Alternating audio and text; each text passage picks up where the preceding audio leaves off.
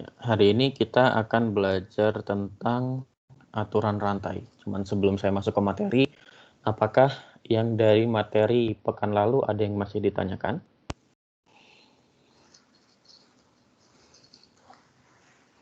Kalau mau bertanya tentang materi pekan lalu, silahkan ya.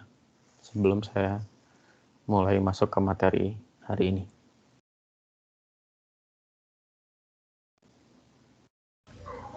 Pak, mau nanya Pak, tapi Ya, bukan dari yang pekan lalu, yang 2 minggu yang lalu, boleh nggak Pak? boleh, silakan. Yang di Integral fungsi bernilai vektor atau panjang busur di ruang.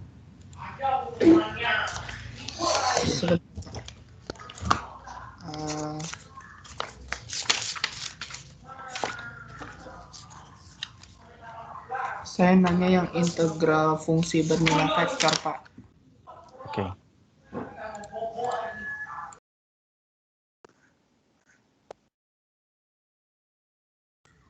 Nah, itu kan Pak di integral fungsi bernilai vektor di soal latihan soal nomor 6 itu kan ada yang soal nomor 2 sama nomor 3-nya. Itu gimana Pak cara kerjainnya Pak?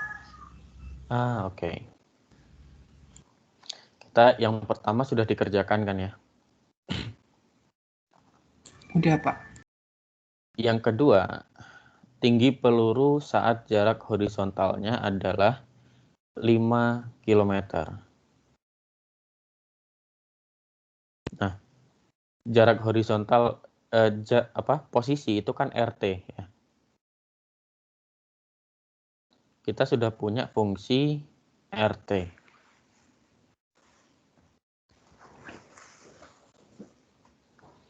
Nah,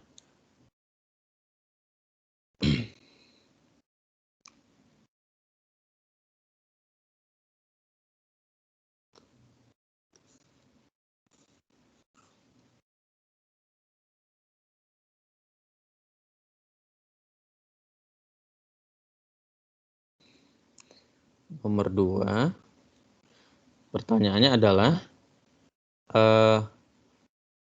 tinggi peluru berarti kan yang di arah J-nya, untuk di arah J-nya itu berapa gitu kan ya. Kan kita punya RT itu kalau kita,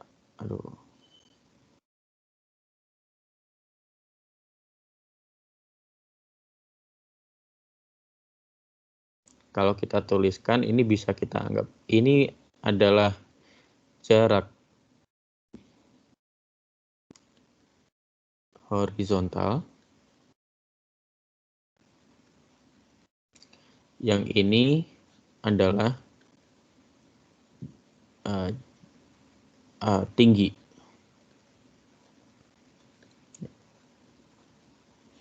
Kan kalau kita gambarkan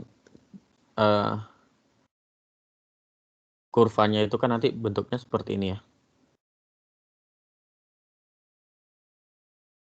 Nah, di titik ini kita punya komponen horizontal. Yang ini yang arah I. Arah I-nya berapa? Nah, kemudian kita punya komponen tinggi.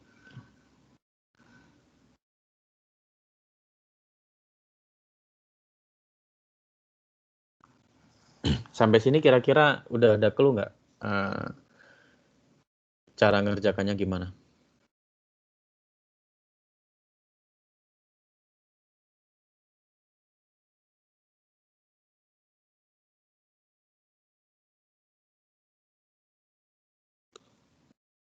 Ya. Pertanyaannya kan berapa ketinggian peluru saat jarak horizontalnya adalah 5 km?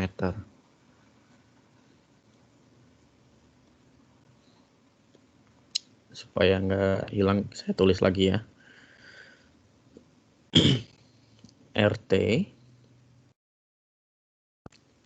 itu adalah 250 akar 2 T untuk I ditambah 250 akar 2 T untuk arah dikurang setengah GT kuadrat ya untuk arah J. Betul ya?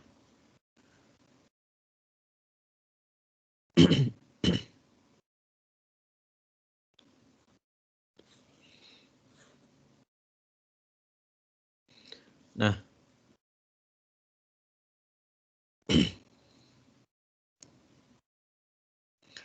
yang kita ketahui adalah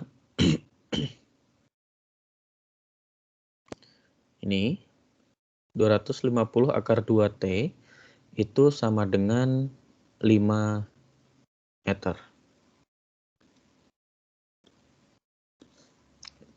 Jadi jarak horizontalnya 5 km. Sedangkan satuannya ini meter per detik.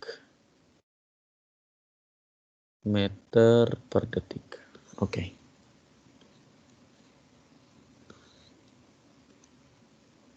5 km. Berarti berapa meter? 5.000 meter. 5.000 meter ya. Berarti dari sini kita tahu T-nya adalah 5.000 dibagi 250 akar 2, yaitu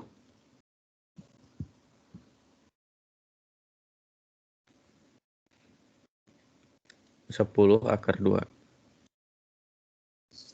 Betul tidak? Betul, Pak. Nah, pertanyaannya kan tingginya. Berapa ketinggian peluru saat jarak horizontalnya adalah 5 km. Nah, kita tahu bahwa jarak horizontal 5 km adalah ketika T-nya sama dengan 10 akar 2. Maka kita tinggal masukkan saja ke sini. T sama dengan 10 akar 2. Maka 250 akar 2 T dikurang setengah GT kuadrat adalah berapa? 250 akar 2T kan kita tahu bahwa dia adalah 5.000 ya.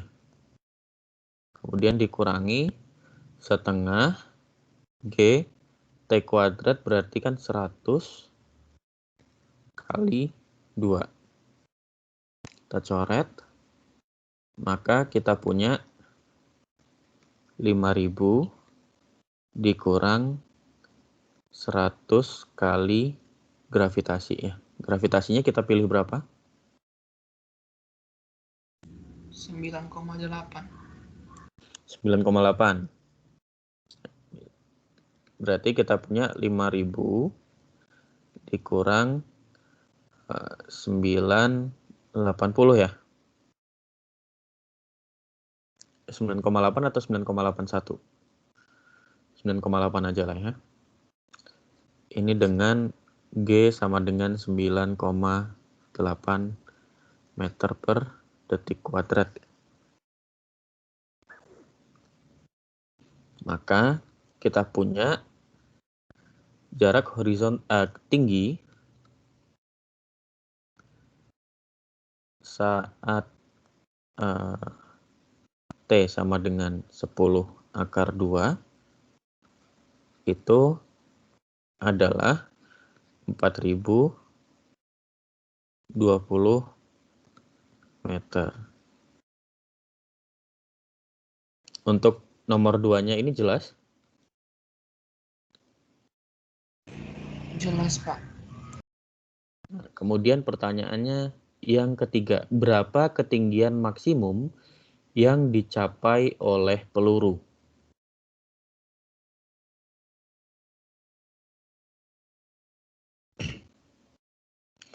Nah, pertanyaan ini ya, untuk mencari berapa ketinggian maksimum yang dicapai oleh peluru, maka kita perlu mencari T, ya, waktu T sehingga turunannya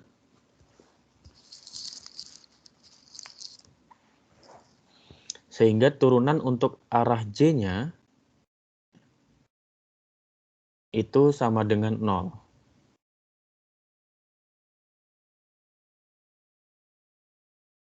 Mengapa? Karena yang arah J itu kan menunjukkan ketinggian ya.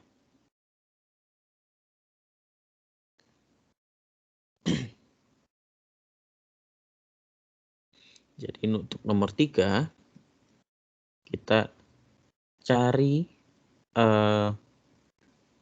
T sedemikian sehingga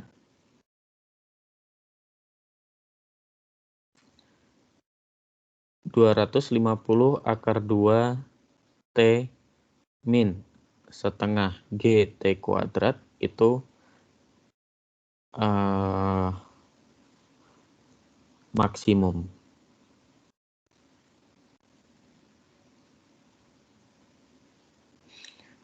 Maka kita misalkan ini adalah ketinggian biasanya pakai H ya, height.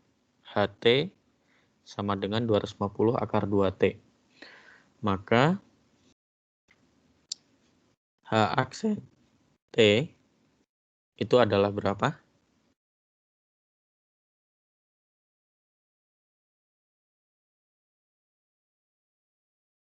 250/2.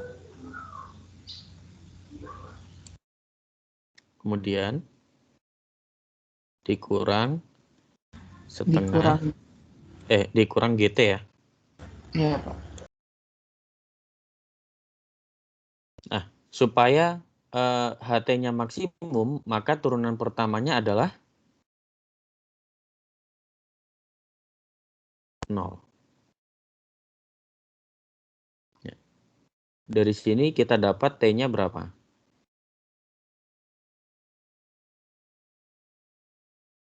T-nya adalah 250/2 dibagi gravitasi ya. Nah, baru kita balikan lagi.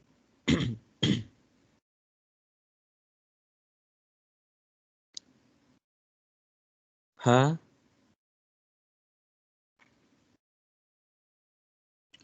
di titik 250/2 dibagi gravitasi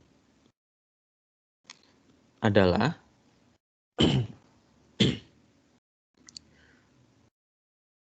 250/2 kuadrat dibagi gravitasi berapa?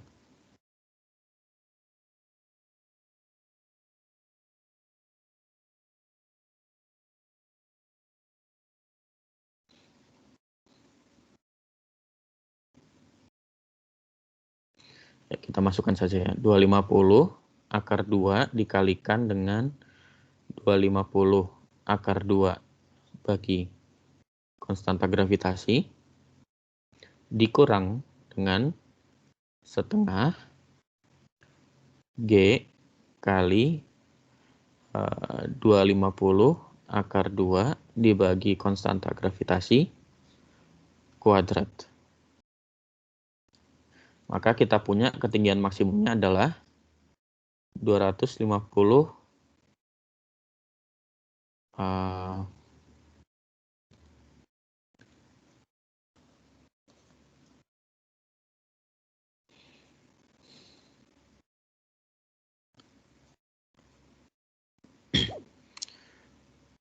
250/2 kuadrat dibagi konstanta gravitasi dikalikan dengan 1 min setengah.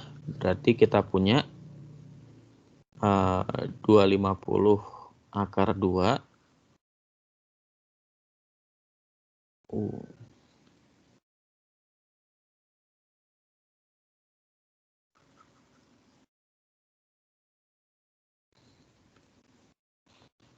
Jadi kita punya 250 kuadrat dibagi konstanta gravitasi, yaitu berapa nih? 250 kuadrat itu 625 ya.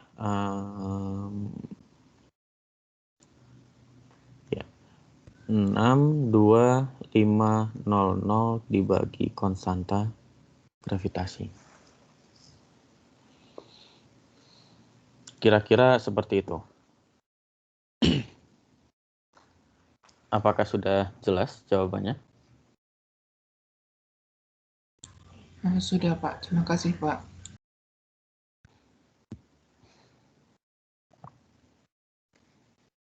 Jadi intinya kita sudah punya nih persamaan posisinya ya. Dari persamaan posisi ini kita bisa mengekstraksi banyak informasi ya. Contohnya kalau kita ingin tahu berapa ketinggian peluru saat jarak horizontalnya adalah 5 km. Jarak horizontal itu adalah jarak untuk arah I. Ketinggian adalah jarak untuk arah J. Jadi mana yang arah J itu ketinggian, mana yang arah I adalah jarak horizontal. Kalau ketinggian maksimum maka kita cukup cari di arah J-nya yang turunan pertamanya adalah 0. Seperti itu, ya. Ada pertanyaan lagi?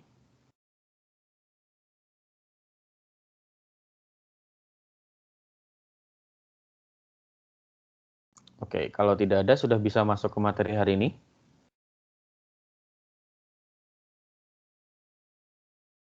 Sudah bisa, ya? Pak. Hari ini kita akan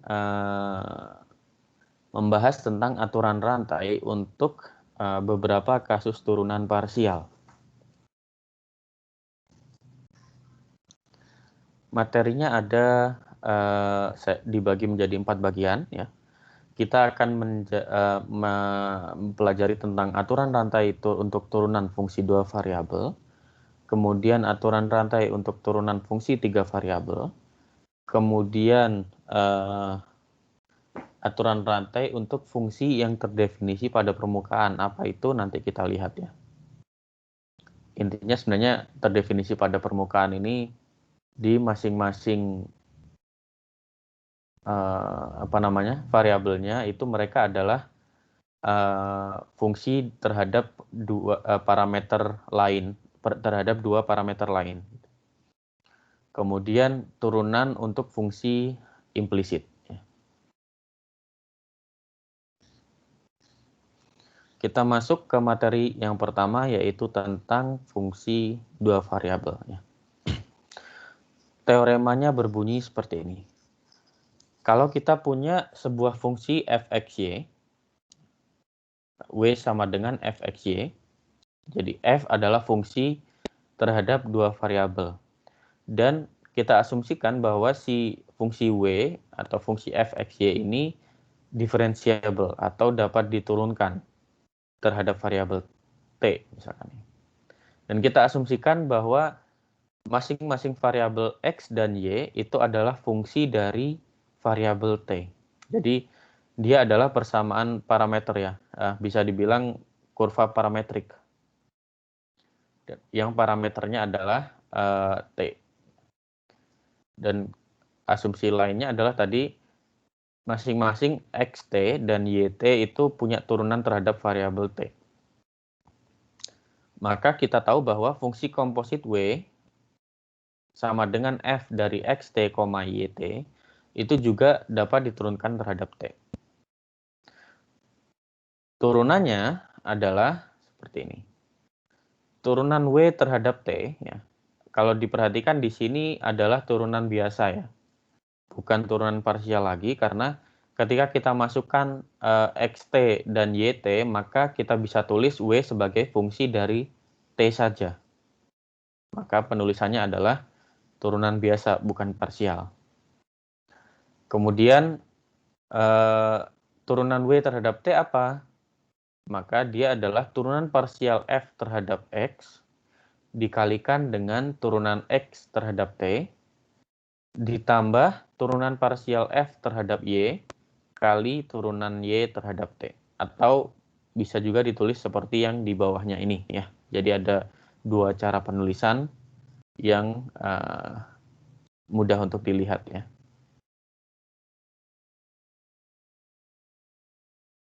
Jadi bedanya hanya ketika menurunkan F terhadap X, kita pakai turunan parsial.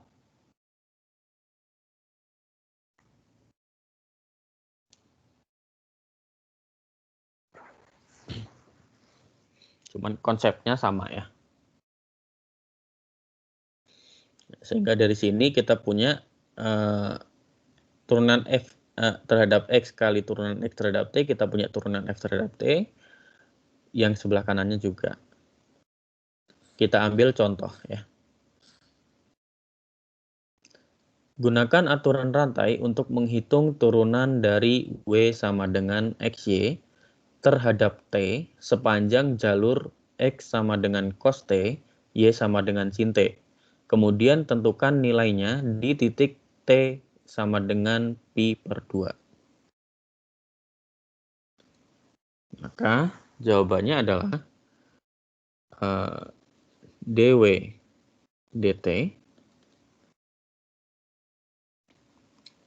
adalah dW dx dikalikan dengan dx dt ditambah dW dy dikalikan dengan dy dt, yaitu dW dx turunan W terhadap X adalah Y dikalikan dengan turunan X terhadap T. Turunan X terhadap T adalah minus sin T. Ditambah dW dy berarti X dikalikan dengan turunan Y terhadap T, yaitu cos T.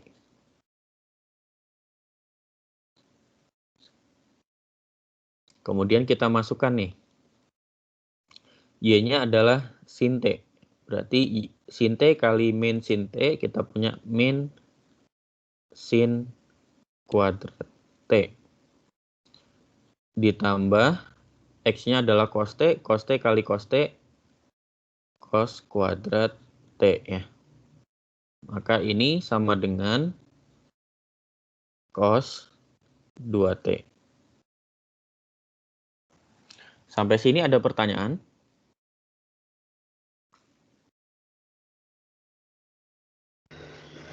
Pak, saya boleh izin bertanya, Pak? Silakan. Berarti rumusnya ini sama yang kayak UV itu bukan sih, Pak? Yang UV sub U Ya, absen V. sebenarnya pada dasarnya rumusnya itu sama dengan mirip dengan aturan rantai di fungsi satu variabel.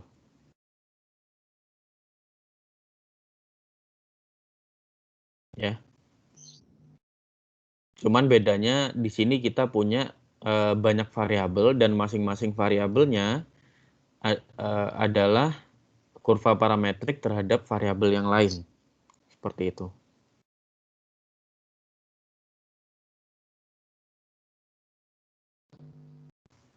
Mungkin maksudnya tadi Mas Mur ya yang tanya. Iya, Pak.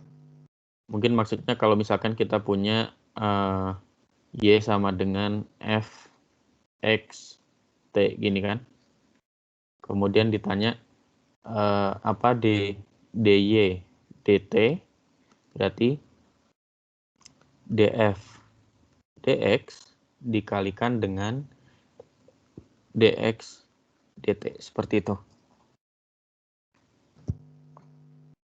Oh, oke, Pak. Makasih, Tapi Pak. ini bukan turunan ini. Saya kasih warna merah saja ya. Ini tidak sama dengan aturan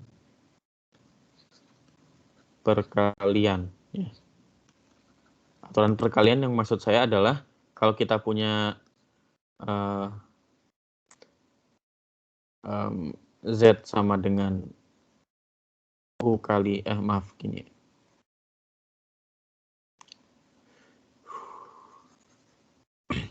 Y sama dengan Fx yang kita misalkan dengan U kali V.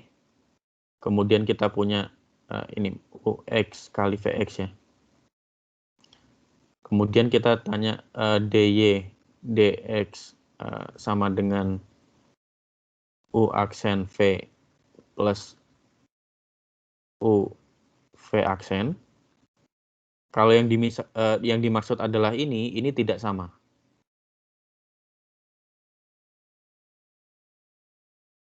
Yang dimaksud bukan ini ya. Jadi yang dimaksud bukan ini.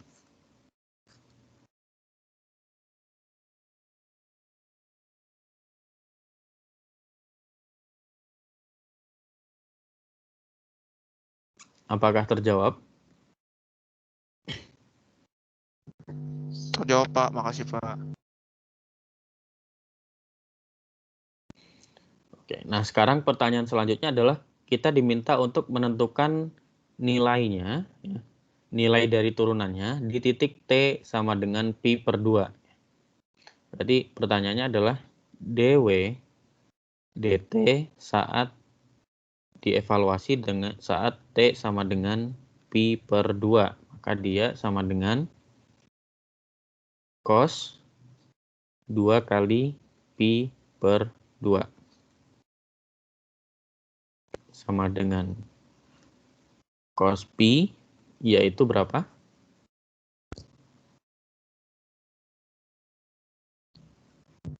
-1 Pak. -1.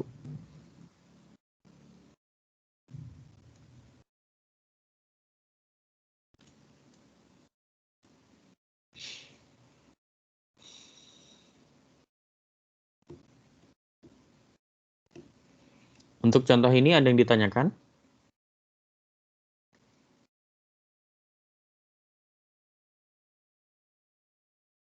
Oke, kalau tidak ada, kita lanjut ke selanjutnya ya, yaitu tentang fungsi 3 variabel.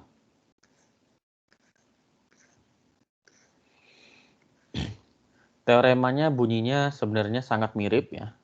Bedanya sekarang kita punya variabel ketiga, yaitu variabel Z.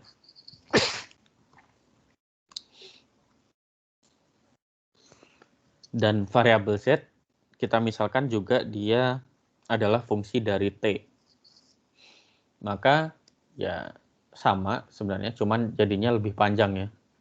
dw dt adalah dof dox kali dx dt ditambah dof doy kali dy dt ditambah dof doz kali dz dt.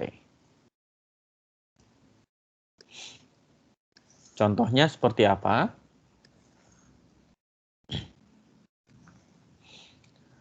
Kita diminta untuk menggunakan aturan rantai untuk menghitung turunan dari ini. Sebelum saya jawab, mau dicoba sendiri dulu atau bagaimana?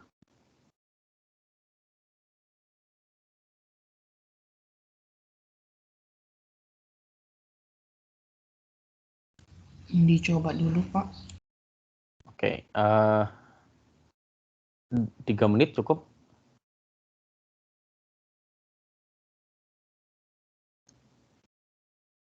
Silakan dicoba ya, saya beri waktu 3 menit.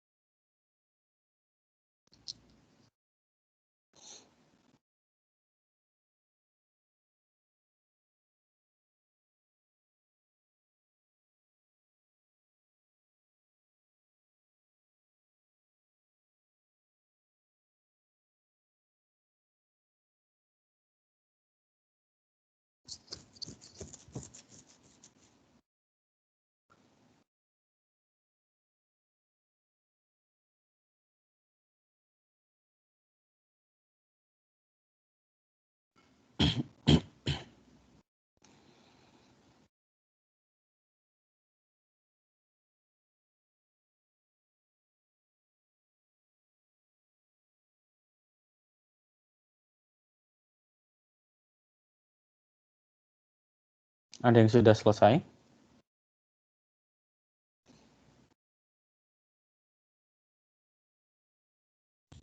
Sudah, Pak.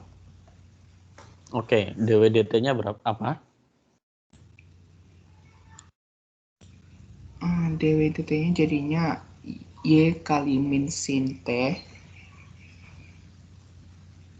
Y kali min sin T ditambah X kali cos T X kali cos T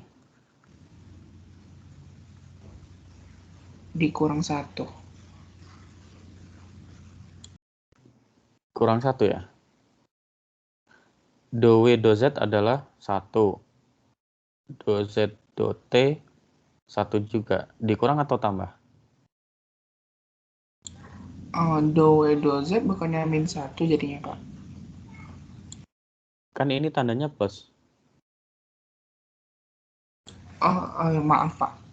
Saya kira itu minus, Pak. Jadi Plus 1 jadi. plus 1 ya. Maka kita bisa simpulkan dia adalah cos 2T plus 1 ya. Betul nggak nih?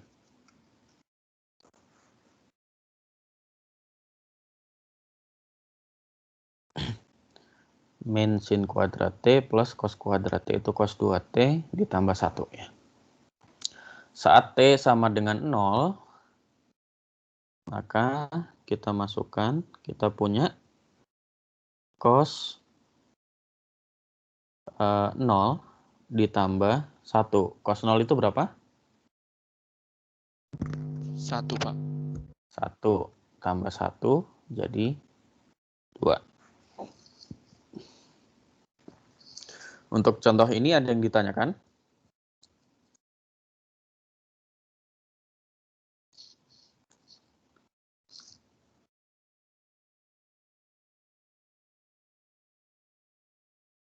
Bapak, kalau misalnya kita udah dapat persamaan DW per DT-nya, itu Y sama X-nya boleh nggak Pak langsung diganti ke yang persamaan di soal?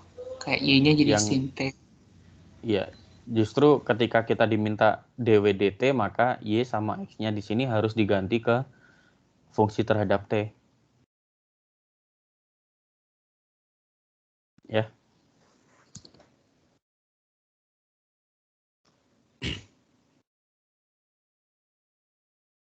Bukan harus ya, sebaiknya gitu maksudnya. Jadi sampai di sini sebenarnya boleh, sampai Y sama Y kali min sin T plus X kali cos T plus 1 boleh. Tapi jawabannya belum komplit ya. Lebih komplit ketika semuanya ditulis, karena kan diminta adalah turunan W terhadap T. Jadi semuanya sebaiknya ditulis terhadap fungsi terhadap T, sehingga Y dan X-nya dan Z-nya juga kalau ada Z gitu ya, kita ganti ke persamaan yang ada di sini. Y-nya diganti dengan sin T, X-nya diganti dengan cos T, Z-nya diganti dengan T. Maka dari itu kita mendapatkan bahwa DWDT adalah sama dengan yang ini.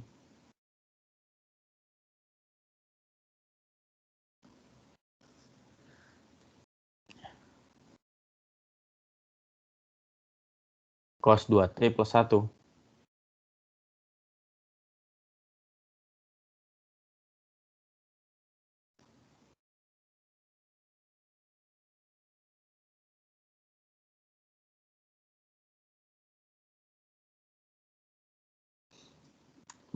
Ditambah lagi di soal, kita diminta untuk menentukan nilainya di titik T sama dengan 0. Maka sebaiknya kita ubah semuanya ke dalam fungsi dari T dulu. Ya. Karena kalau masih di sini masih ada Y dan X, maka kita harus menghitung satu-satu kan. Y saat titiknya T-nya 0, X saat T-nya 0. Akan lebih mudah ketika sudah jadi fungsi dari T semua. Ya. Ada yang mau ditanyakan lagi?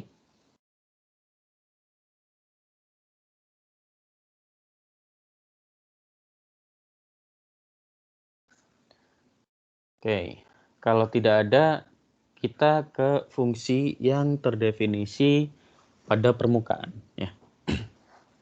Kalau tadi, di fungsi 2 variabel dan fungsi 3 variabel yang kita pelajari adalah masing-masing fungsinya itu terdefinisi pada sebuah kurva, ya, kurva parametrik. Betul tidak?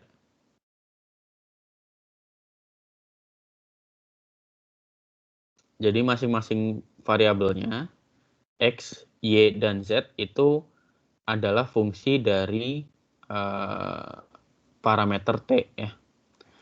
Fungsi yang terdefinisi pada permukaan ini kira-kira mirip dengan yang sebelumnya, hanya bedanya X, Y, dan Z-nya di sini sekarang mereka terdefinisi pada jadi mereka adalah fungsi terhadap 2 parameter lain atau 2 variabel lain.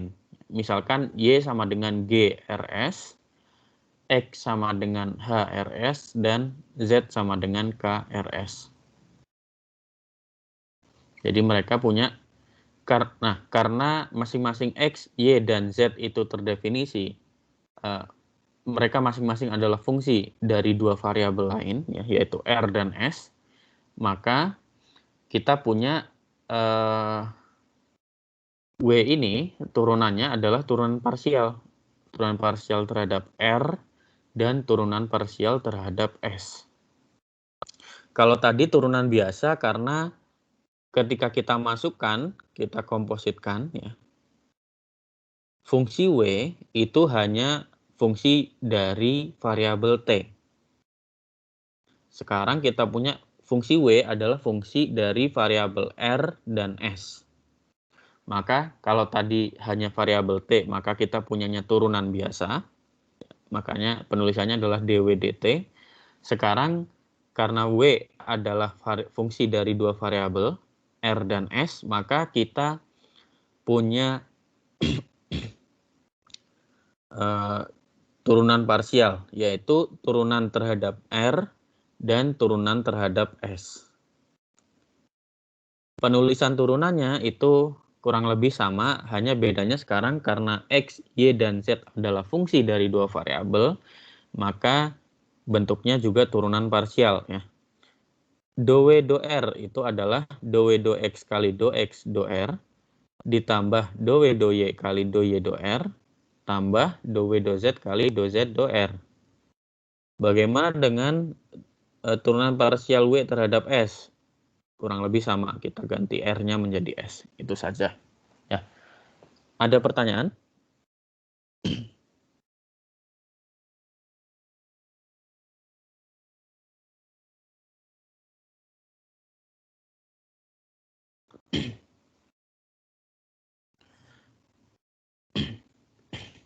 Kalau tidak ada, kita ambil contoh ya. Kita diminta untuk menentukan do W do R dan do W do S jika W-nya adalah X plus 2Y plus Z kuadrat, X-nya adalah R per S, Y-nya adalah R kuadrat plus ln S, dan Z-nya adalah 2R. Mau dicoba sendiri dulu atau langsung saya kerjakan?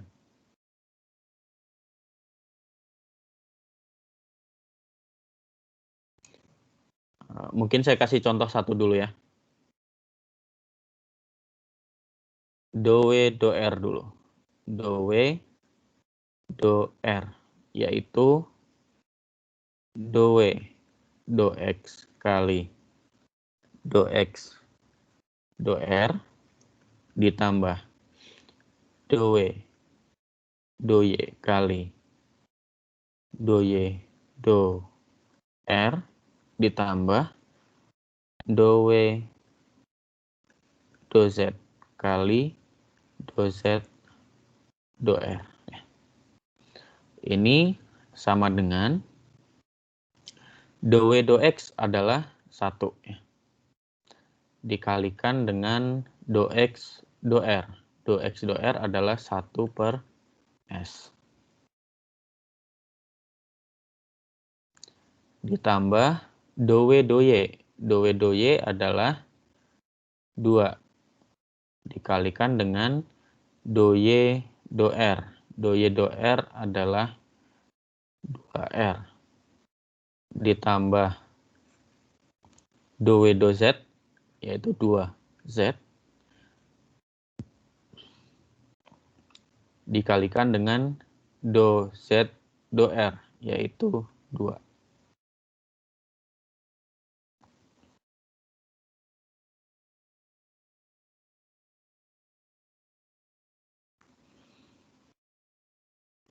Do W do X, yang ini adalah do X do R, do W do Y, do Y do R,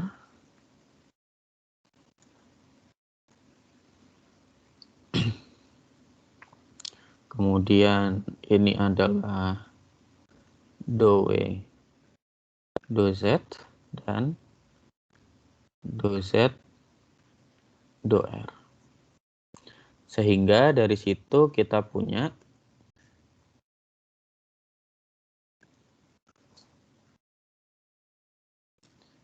satu per S ditambah 4 kali R ditambah 4 kali Z.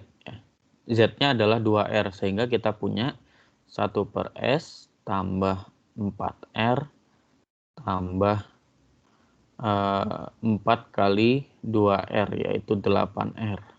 Maka kita punya 1 per S tambah 12R.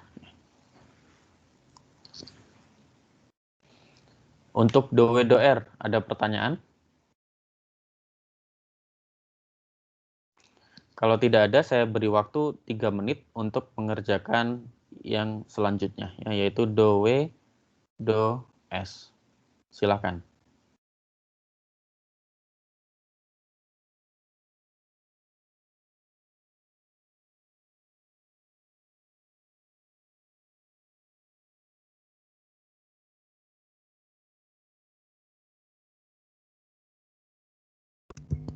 Bapak, saya mau bertanya, Pak. Ya, silakan. Yang itu yang turunan do W do per do Z-nya itu min 2Z atau 2Z, Pak? 2Z. Karena ini tandanya plus semua ya. Itu minus min Z kuadrat, Pak. Yang Ini plus. oh, oke. Nggak terlalu kelihatan ya. Iya, Pak.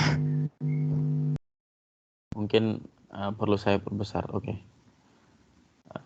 Sebentar.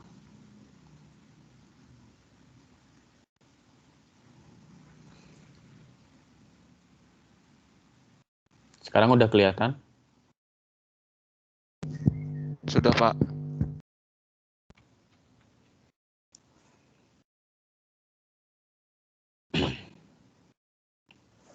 Saya beri waktu 3 menit ya.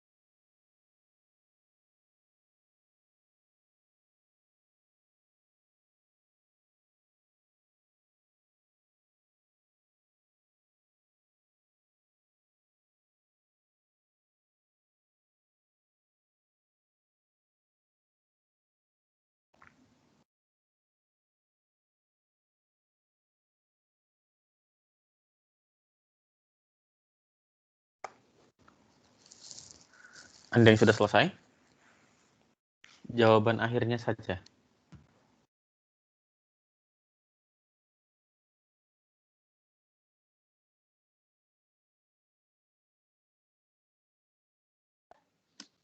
Ini Pak, min R per S kuadrat ditambah 2 per S. Min R per S kuadrat Ditambah 2 per S. ditambah 2 per S ya. Kita coba cek ya.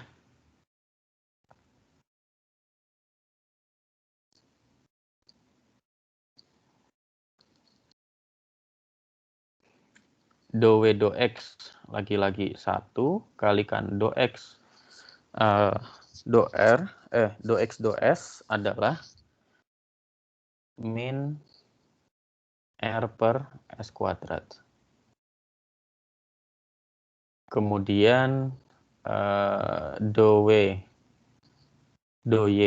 adalah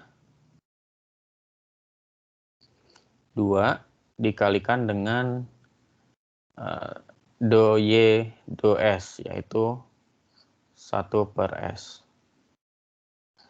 Ditambah 2Z dikalikan dengan do Z do S 0. Berarti ini sudah betul ya.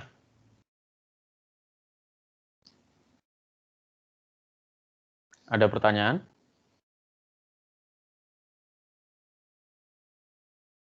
Oke, kalau tidak ada, contoh lain ya. Ini mau dicoba sendiri dulu dua-duanya atau gimana?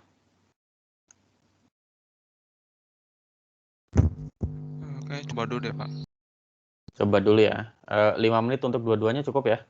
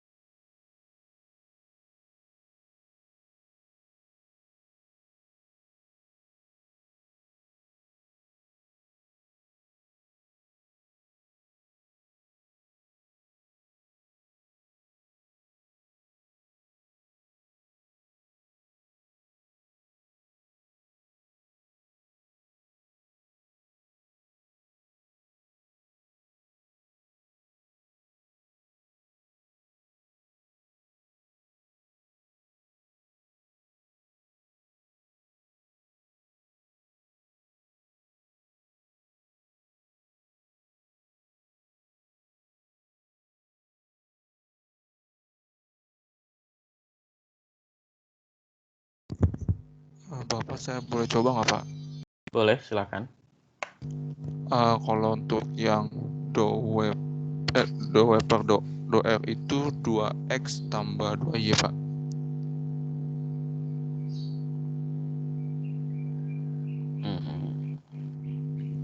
Do W do R adalah coba fungsinya terhadap R dan S saja. Oh, fungsinya berarti 2R min, bentar Pak.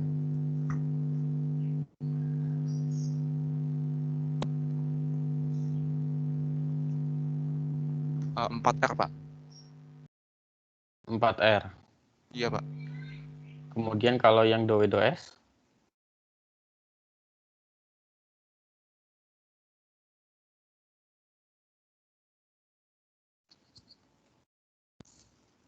Masih belum? Oke, masih ada 2 menit lagi ya. Pak izin jawab, Pak. Ya? Untuk do W do S itu dapatnya 4S, Pak. 4S. Semuanya sama jawabannya?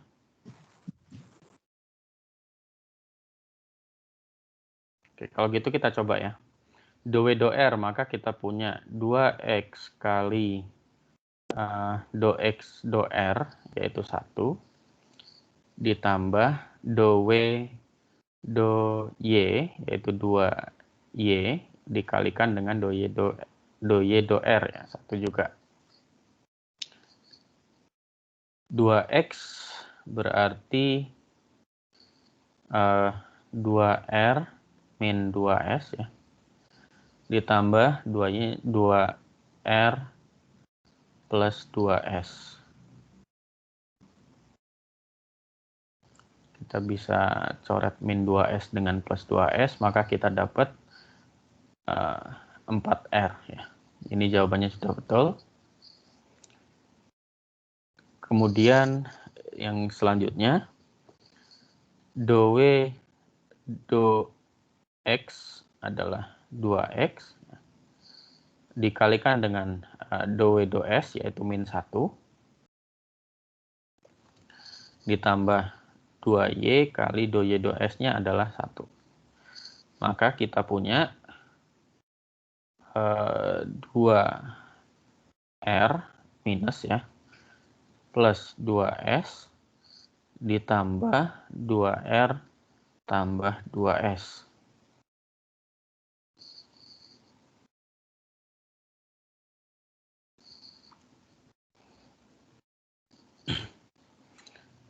Min 2R plus 2R-nya bisa dicoret, ya. Maka kita punya 2S tambah 2S adalah 4S. Jawabannya sudah betul, ya. Ada pertanyaan?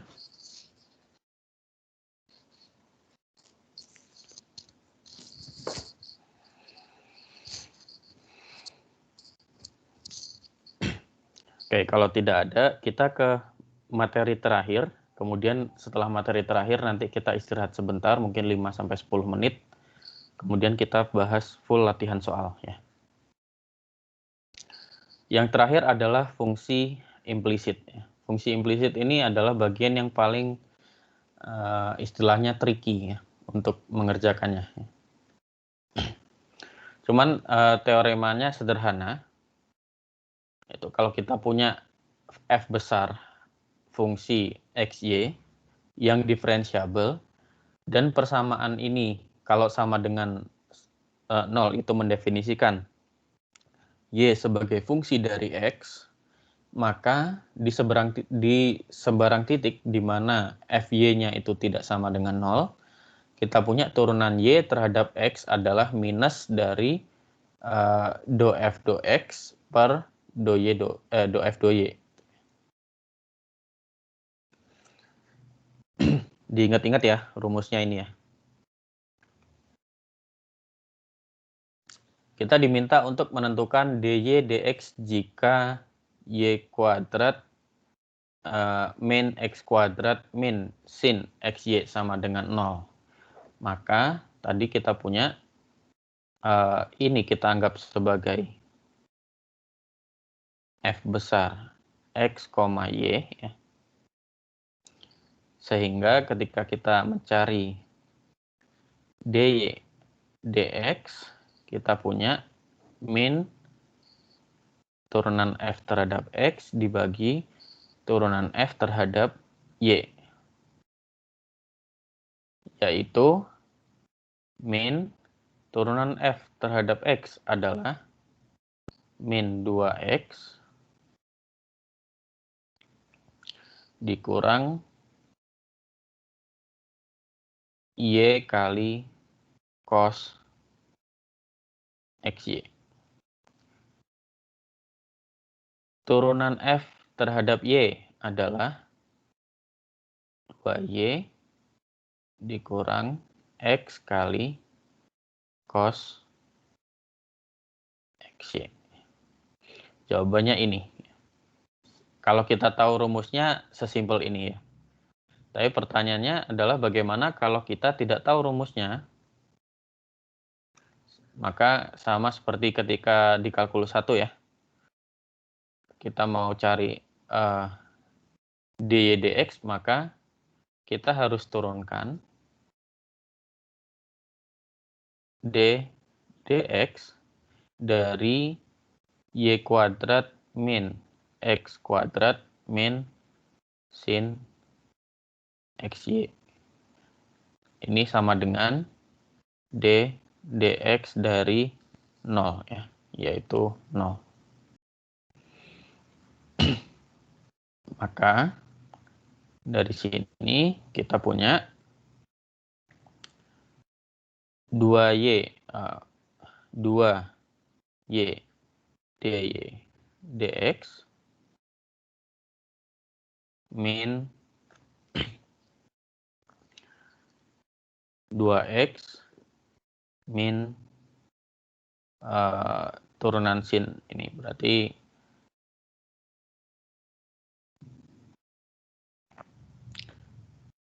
y cos xy sama dengan 0.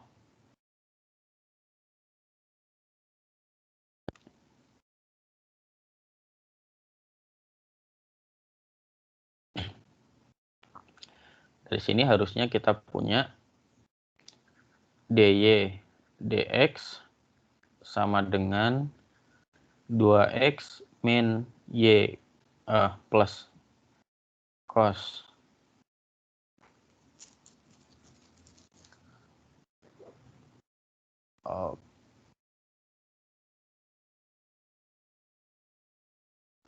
Oke, ada kesalahan sepertinya.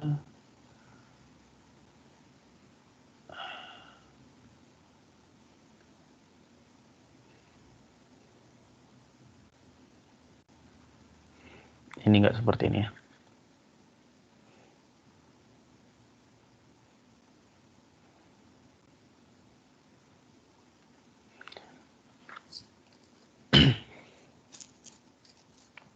Ini karena perkalian, maka kita punya pertama kita turunkan dulu langsung terhadap X, kita punya Y cos XY. Kemudian karena Y adalah fungsi dari X, maka kita juga turunkan terhadap Y dulu ya. Dikurang X kali cos XY dikalikan dengan dy dx sama dengan 0. Ya, maka dari sini kita dapat ini. Dibagi 2y min x cos xy. Ya.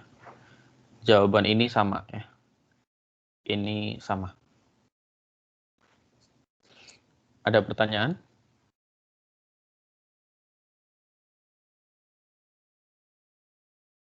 Mungkin kalian akan bertanya ini ya, bagian yang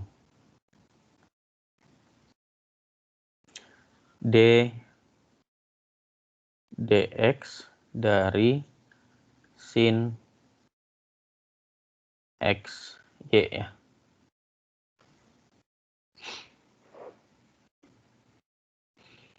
Maka ini adalah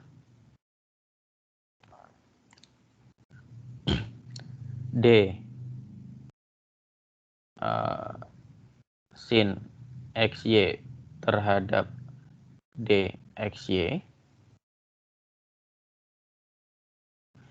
dikalikan dengan dxy terhadap x. Maka kita punya cos xy, kemudian dikalikan dengan Y ditambah X kali DY dx.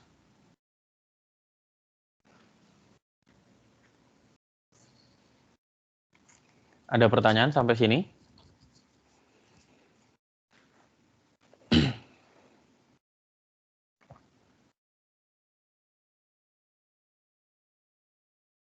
Kalau ada yang dibingungkan, langsung tanya aja ya. Untuk yang ini jelas, yang contoh ini.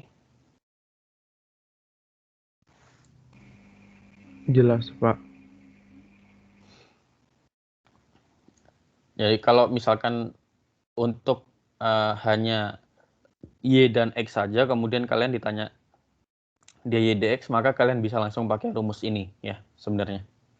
Tapi kalau misalkan nggak hafal rumusnya, maka kalian bisa coba dengan cara yang di sebelah kanan, yang warna biru.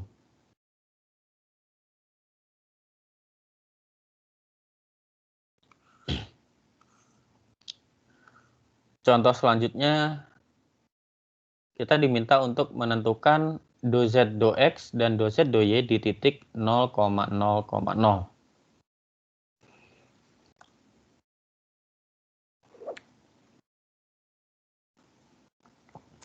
Maka sama saja sebenarnya ya. Do Z do X itu adalah min dari, misalkan ini adalah F besar X, Y, Z gitu ya. Maka kita punya min, Y-nya kita anggap sebagai konstan, min turunan F terhadap X dibagi turunan F terhadap Y atau Z di sini. Z, Pak. Z ya. Maka kita punya min turunan F terhadap X adalah 3X kuadrat ditambah YZ E pangkat XZ tambah 0 ya, dibagi turunan F terhadap Z, yaitu 2Z ditambah YX E pangkat XZ ditambah cos Y. Nah, kemudian kita mengevaluasi nih di titik 0,0,0. Mungkin warna lain saja. Kita evaluasi di titik 0,0,0 ya.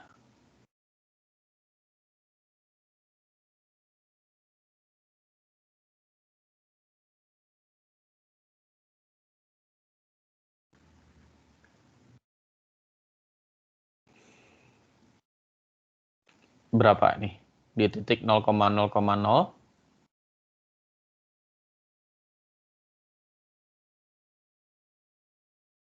min 3x kuadrat 0 ditambah YZ kali X, E pangkat XZ.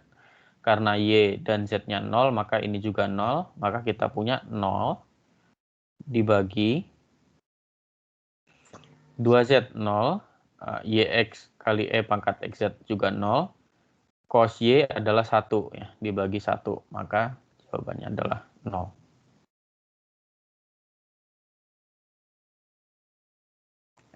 Jadi di sini kita bisa lihat bahwa do Z do X di titik 0,0,0 kita boleh memakai rumus ini.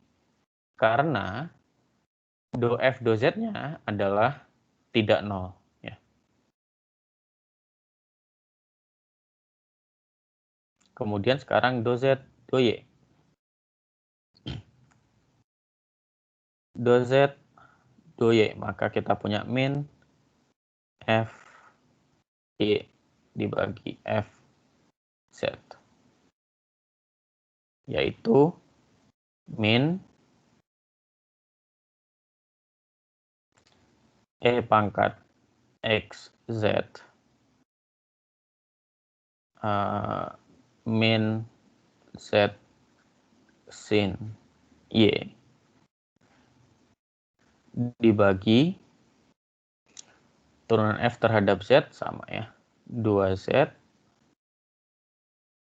tambah YX E pangkat XZ tambah cos Y ya. Lagi-lagi kita mau evaluasi di titik 0,0,0.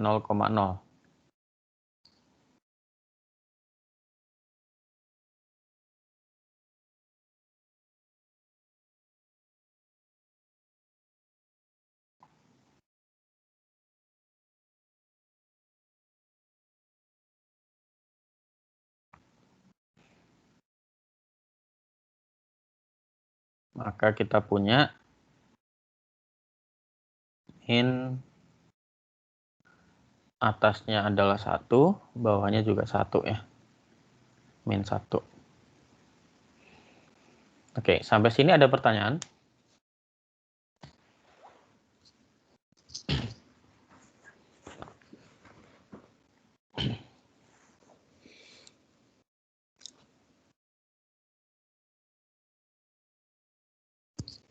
Sekali lagi, kalau Anda tidak yakin dengan rumus ini, ya, kalian bisa gunakan cara yang standar ya.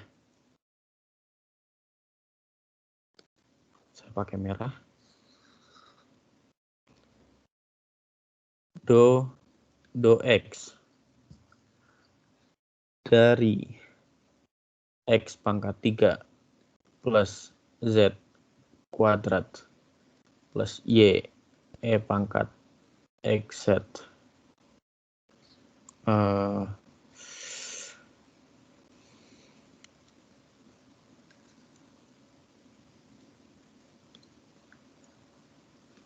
plus Z cos Y sama dengan do X dari 0 ya, yaitu 0.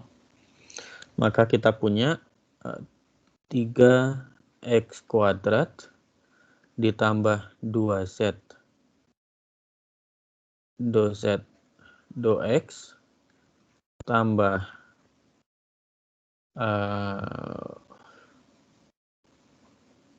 Y E pangkat XZ dikalikan dengan Z tambah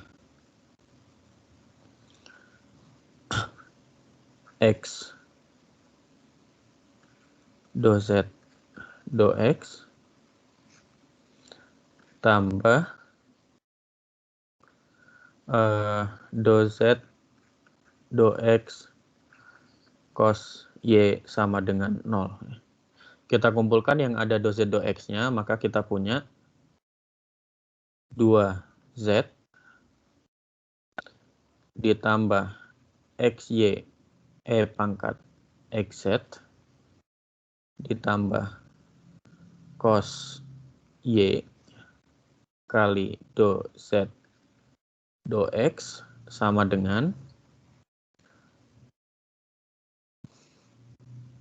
min 3x kuadrat. Kemudian yang tidak ada do Z do X-nya hanya ini lagi ya. Tambah YZ E pangkat XZ. Maka kita punya do Z do X adalah min 3x kuadrat plus YZ E pangkat XZ dibagi 2Z plus XY E pangkat XZ plus cos Y. Dan ini kalau kita perhatikan mereka sama ya. Jadi ini sama dengan min Fx dibagi FZ. Untuk yang selanjutnya juga bisa seperti itu ya. Bisa dicek sendiri nanti ya. Ada pertanyaan sampai sini? Pak, saya boleh izin bertanya, Pak. Ya silahkan. Untuk kalau misalnya dalam ujian itu ntar yang biasanya dipakai tuh yang sebelah kiri atau yang sebelah kanan, Pak? Yang biasanya dipakai Pak rumusnya, Pak? Kalau ngikut textbook ya, kalau misalkan nanti Pak Rangga ikut textbook, maka yang sebelah kiri cukup.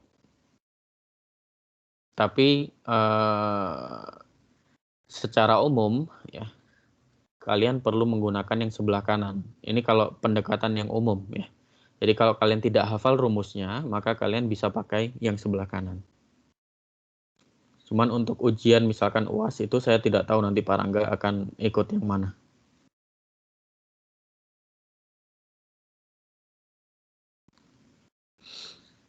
Minimal kalian harus paham betul yang di sebelah kiri ya.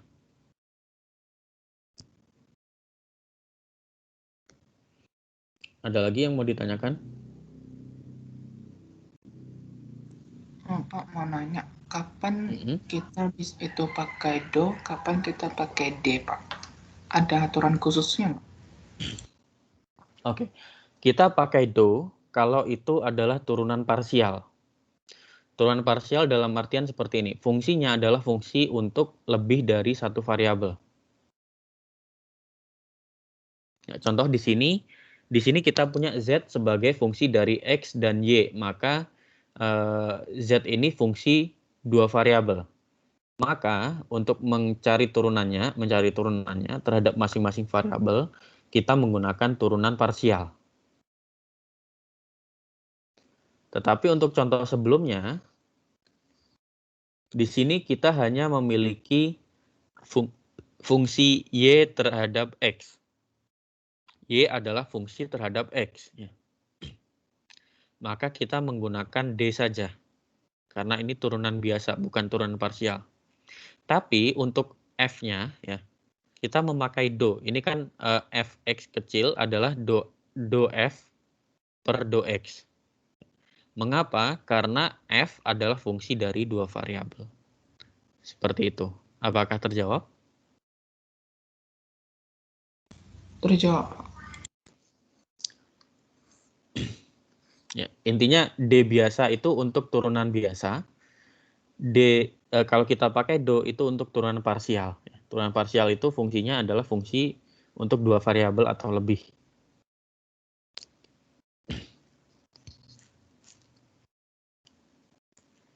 Ada pertanyaan lagi?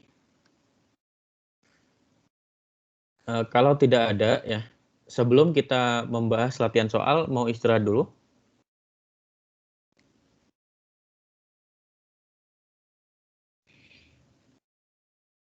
Boleh, Pak. Ada yang, ya, mau 5 menit, 10 menit?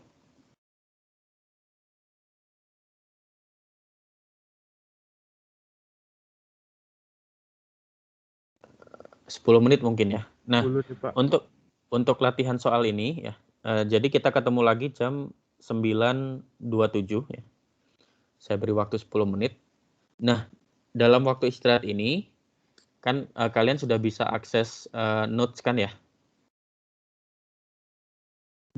Soalnya bisa kalian lihat sendiri, kalau mau kalian bisa langsung coba-coba sendiri.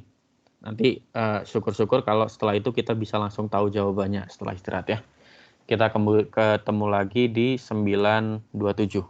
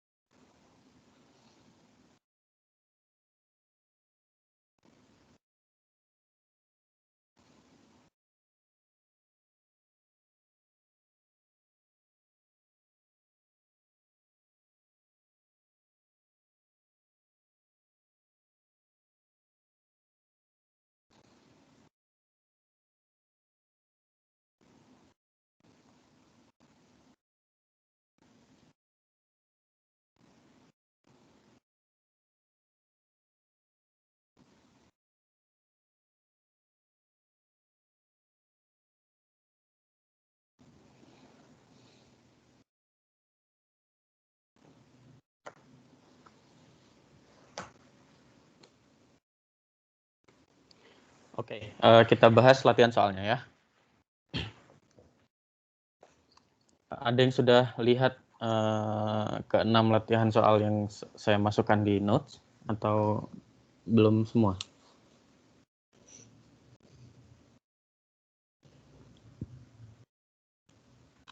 Jadi ada 6 latihan soal ya. Yang pertama adalah ini. Yang pertama masih mudah, yang kedua mungkin agak lebih rumit ya. Yang ketiga juga. Kemudian yang keempat dan 5 seperti ini, implisit. 6 juga 6 bahkan mungkin lebih mudah ya.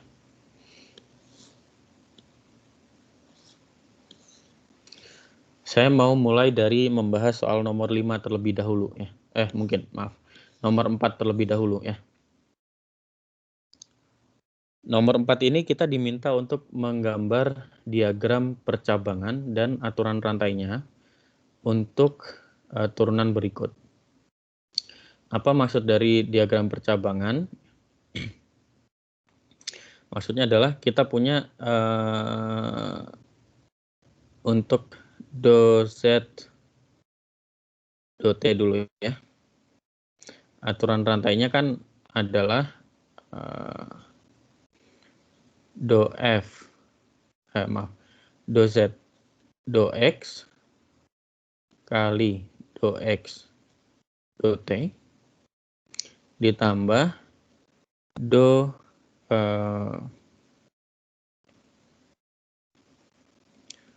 z do y kali do y do t.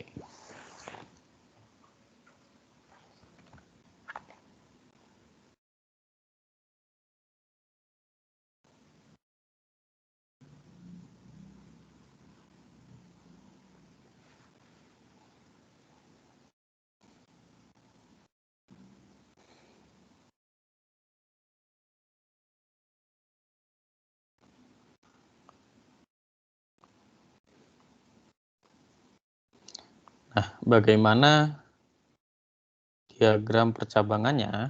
Ini sekalian informasi tambahan ya.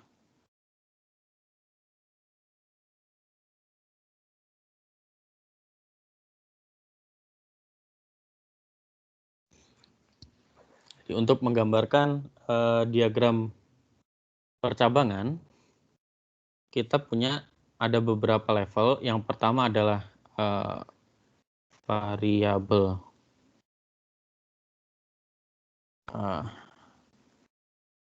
dependent, kemudian variabel istilahnya intermediate ya.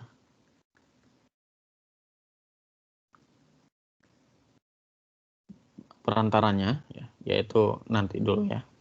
Kemudian variabel independent.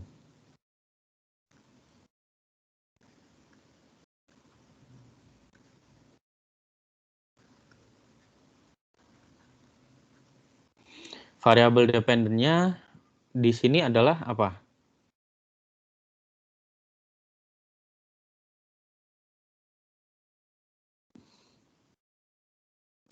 Variabel dependentnya adalah z ya, yaitu f x, y. Kemudian variabel intermediate adalah di sini kita punya x dan y, di mana x adalah ya fungsi dari ts ya, dan y juga fungsi dari t dan s. Nggak usah dituliskan lagi, nggak apa-apa. Kemudian untuk do z do t, maka variabel independennya adalah t. Sehingga hubungannya seperti ini.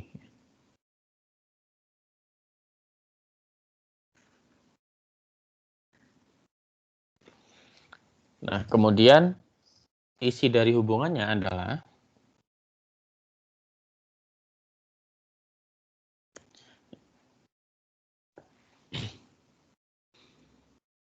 Z X, maka kita punya do Z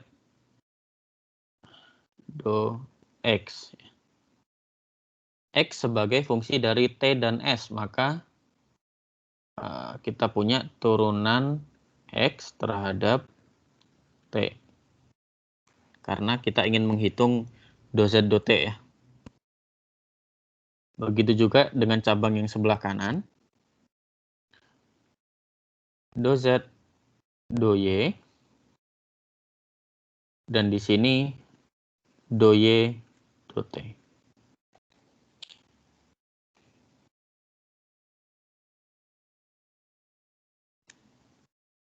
Sehingga dari diagram ini kita bisa mendapatkan bentuk aturan rantainya, yaitu yang itu.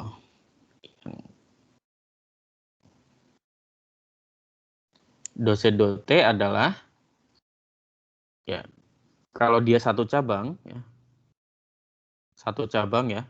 Z ke X terus ke T ini kan satu cabang ya. Z ke X, X ke T ini series berurutan, maka dia bentuknya perkalian. Jadi kita punya do Z do X. Kalau kita mau menghitung do Z do T, maka do Z do X kali do X do T. Kemudian karena dia paralel, ditambahkan dengan cabang yang selanjutnya. Do Z do Y kali do Y do T. Seperti itu. Untuk do Z do S, kira-kira bisa dikerjakan sendiri nggak?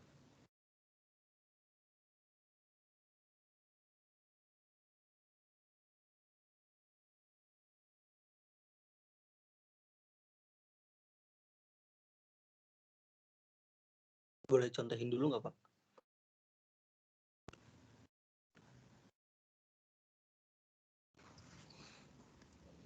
Kita balik lagi ya. Variabel dependent. Kemudian var intermediate. Dan variabel independent. Do Z do S, maka kita punya variabel dependennya adalah Z. Intermediate-nya adalah lagi-lagi X dan Y, karena Z adalah fungsi dari X dan Y ya. Kemudian independennya yang ingin kita turunkan terhadap apa, itu adalah S saja ya. Nah, intermediate ini, kalau misalkan Z ini ada fungsi terhadap variabel lain lagi ya, maka X, Y sama beberapa variabel lainnya. Kemudian kita turunkan terhadap S. Maka kita punya cabang yang pertama ya. Do Z do X. Kemudian ini adalah do X do S. Cabang yang kedua kita punya do Z do Y. Kemudian do Y do S. Sehingga dari sini kita bisa dapat do Z do S adalah do Z do X kali do X do S ditambah do Z do Y kali do Y do S. Ini malah sudah saya selesaikan ya. Ada pertanyaan untuk contoh ini?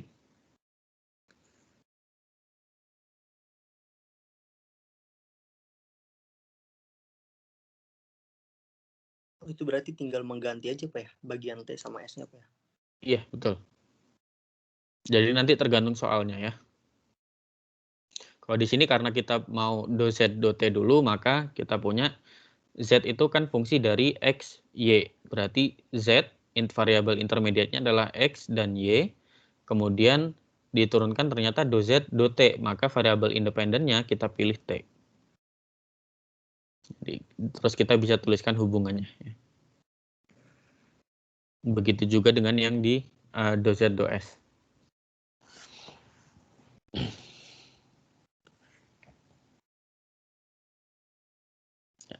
Dari latihan soal ini ada lagi yang mau dibahas?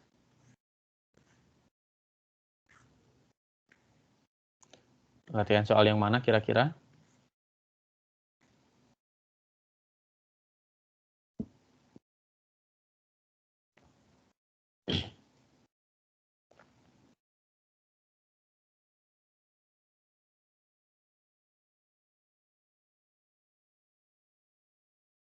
Coba yang soal 3 ya. Kita pengen tahu UX dulu ya. Maka UX adalah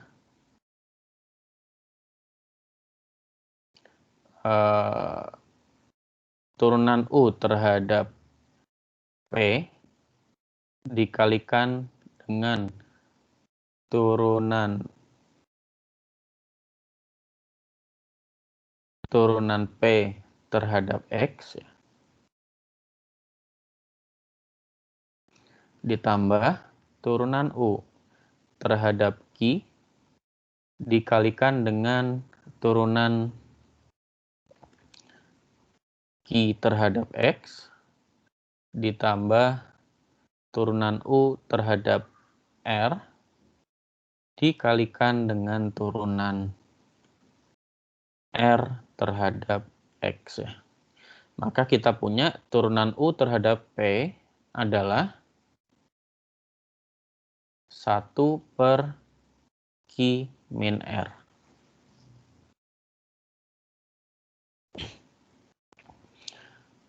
Turunan P terhadap X adalah 1. Ditambah dengan turunan U terhadap Q.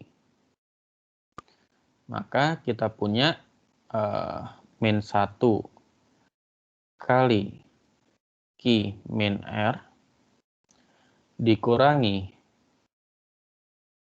P min Q kali 1 bagi Q min R kuadrat. Kemudian dikalikan dengan turunan Q terhadap X yaitu 1.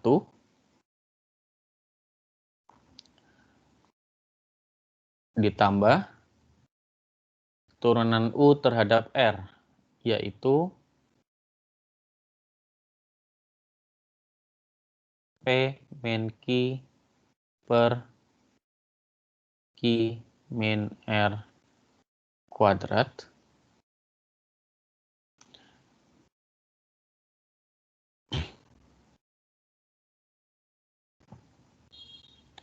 Dikalikan dengan turunan R terhadap X yaitu 1.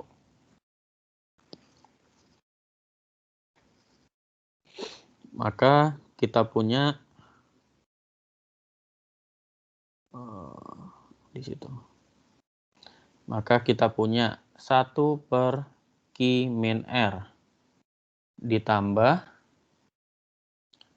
min Q min R dibagi Q min R kuadrat dikurang P min Q bagi Q min R kuadrat tambah P min Q bagi Q min R kuadrat. Yang ini bisa kita coret. Kemudian ini juga bisa kuadratnya hilang. Maka turunan U terhadap X adalah sama dengan apa ini?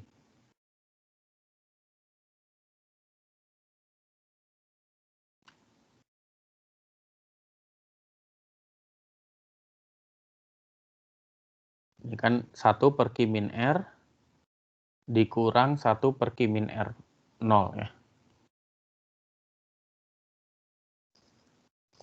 Tapi pertanyaannya adalah apakah benar turunan U terhadap X itu 0?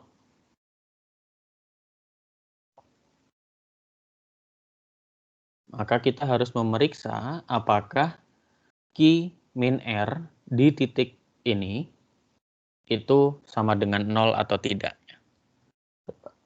Q di titik akar 3,2,1.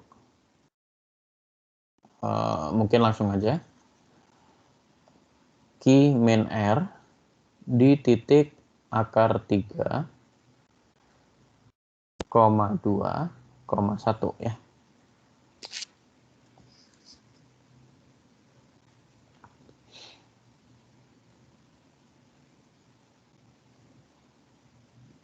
Dia nilainya adalah Q min R X min X habis min 2Y plus 2Z. Berarti kita punya min 2Y plus 2Z di akar 3,2,1 ya. Yaitu min 4 plus 2 sama dengan min 2. Berarti tidak sama dengan 0. Berarti ini boleh ya. UX-nya sama dengan 0. Ada yang dapat jawaban yang sama? Atau ada yang mau ditanyakan dari jawaban yang ini?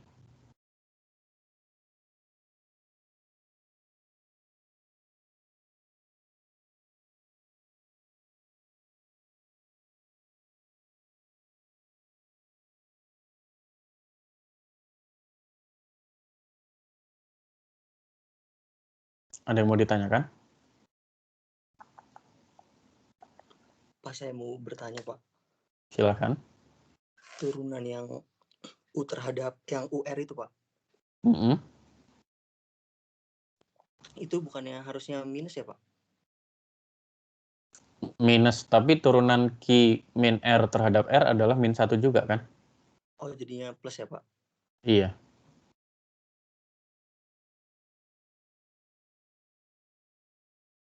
Baik, Pak. Terima kasih. Ada lagi yang ingin ditanyakan?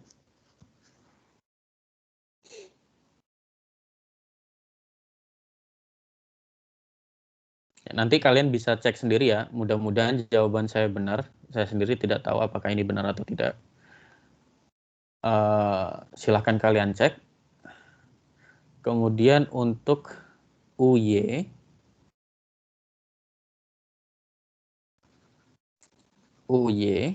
itu berarti kita punya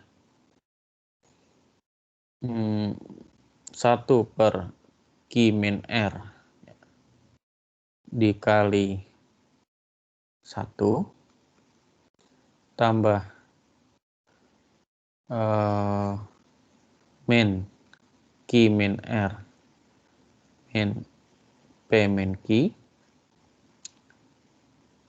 dibagi Q min R kuadrat dikalikan dengan min 1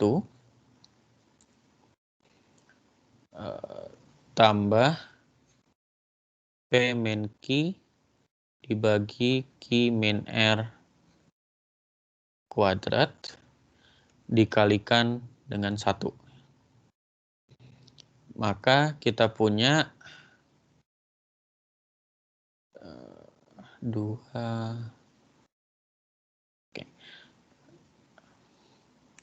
Kita punya jawabannya adalah, kursor saya ada di mana?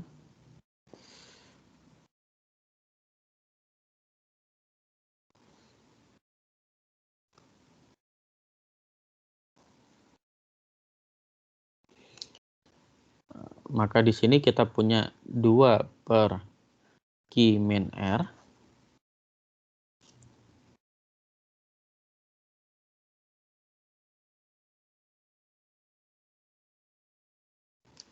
ditambah 2 P min Q dibagi Q min R kuadrat.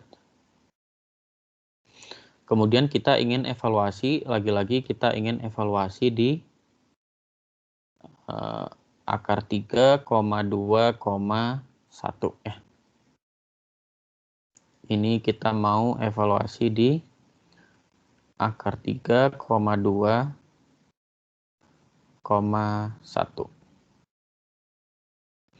Maka kita punya 2/2 ditambah 2 kali P min Q ya,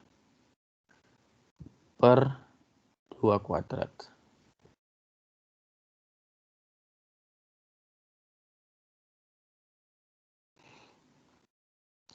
P min Q di titik akar 3,2,1.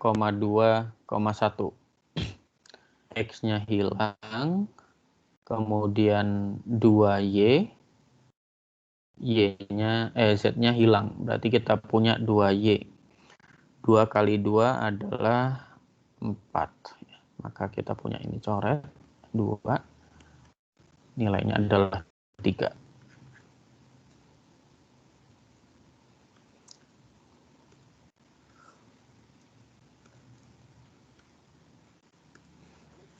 Dan untuk UZ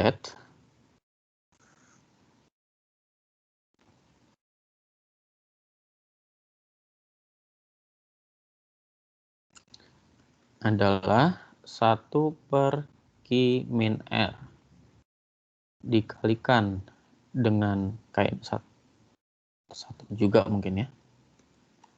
Nanti kita lihat. Min Q min R min P min Q per Q min R kuadrat dikalikan dengan 1 juga ditambah P min Q per Q min R kuadrat kali min 1. Turunan R terhadap Z itu min 1 sepertinya. Turunan P terhadap Z1, turunan Q terhadap Z1 juga, turunan R terhadap Z min 1 ya. Maka kita punya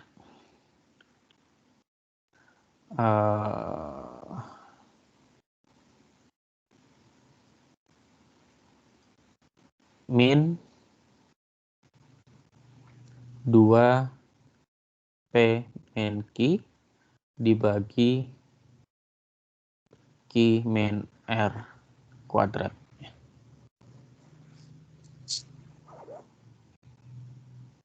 Kalau kita masukkan di akar 3,2,1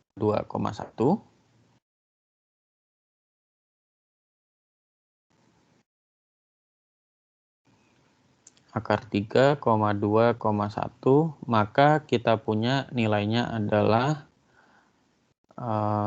min 2. Nanti kalian bisa cross check sendiri ya, latihan sendiri di rumah. Sebelum perkuliahannya saya akhiri, apakah ada pertanyaan?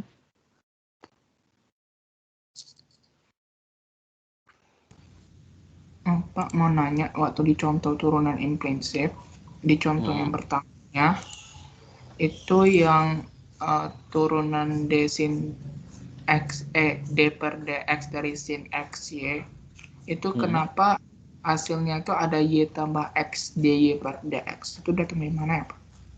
Ini kan kita punya, kita misalkan dulu nih, misalkan U sama dengan XY. Oke.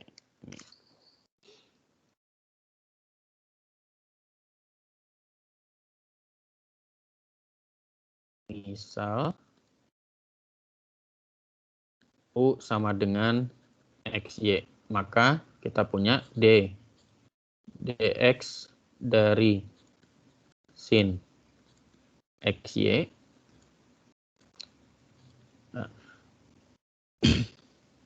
adalah D sin U per DU dikalikan dengan D U dx ya. Yang bagian ininya jelas ya, D sin U per U-nya jelas ya. DU dx. Nah, sekarang bagaimana dengan DU dx? Maka kita punya D dari X kali Y fungsi dari X terhadap X ya. Karena ini perkalian, maka kita punya aturan yang ini, yang U aksen V plus U V aksen. Tapi U ini jangan disamakan ya dengan U yang ini. Ini cuman untuk mengingat aja aturannya. Di sini kita punya berarti dx, berarti di sini kita punya dx terhadap x dikalikan dengan y ditambah x dikalikan dengan dy dx. Turunan x terhadap x adalah 1, berarti kita punya y ditambah turunan y terhadap x kita nggak tahu ya, karena y adalah fungsi dari x yang kita nggak tahu bentuknya. Maka kita tetap tulis sebagai dy dx. Sudah jelas? Jelas, Pak. Makasih, Pak. Oke, karena waktunya sudah habis ya, saya tutup dulu perkuliahan hari ini. Saya masih di sini. Nanti kalau misalkan masih ada yang mau bertanya setelah saya tutup, silakan bertanya. Yang mau meninggalkan kelas, silakan meninggalkan kelas. Terima kasih. Sampai ketemu di hari Rabu. Assalamualaikum warahmatullahi wabarakatuh. Selamat pagi. Waalaikumsalam warahmatullahi wabarakatuh. Terima kasih Pak. Selamat pagi. Selamat pagi.